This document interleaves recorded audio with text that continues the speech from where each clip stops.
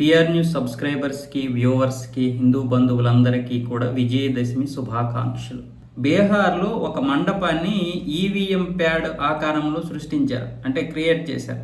దానికి దాదాపు 12 లక్షల రూపాయలు ఖర్చు పెట్టి మరి ప్రజల్లో ఓటింగ్ మీద అవగాహన రావాలని ఏర్పాటు చేశారు. దాని మీద ఏమొచ్చేసి 17 మంది దేవతల పేర్లు, అంటే 6 మహిళా దేవతలు, 11 మంది పురుష దేవతలు ఇలా ఏర్పాటు చేశారు. ఏర్పాటు చేసి పక్కనే గుర్తులు ఇచ్చారు. దుర్గాదేవికి త్రిశూలం, శ్రీకృష్ణుడికి మురళి, విష్ణుమూర్తికి చక్రం, ఆంజనేయుడికి గద, ఇలా ఎవరి ఆయుధాలు వాళ్ళకి గుర్తులుగా ఇచ్చారన్నమాట.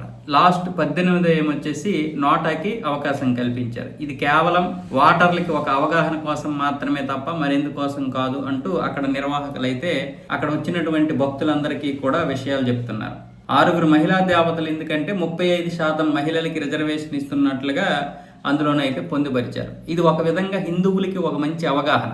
మిగతా ఓటర్ల పక్కన పెడితే హిందువుల్ని మాత్రమే అవగాహన కల్పించడం కోసం ఏర్పాటు చేశారు నిర్వాహకులు. ఇక హిందూ జాతి మేలుకోవాలి, హిందూ జాతి మేలుకోకపోతే వచ్చే పరిణామాలు కూడా అక్కడైతే వివరిస్తున్నారు వచ్చినటువంటి భక్తులందరికీ కూడా. ఒక విధంగా ఈ దుర్గామాత లేకపోతే వినాయకుడు ఇవి మండపాలు మనం కూడా అవగాహన కల్పించే విధంగా ఉండాలి.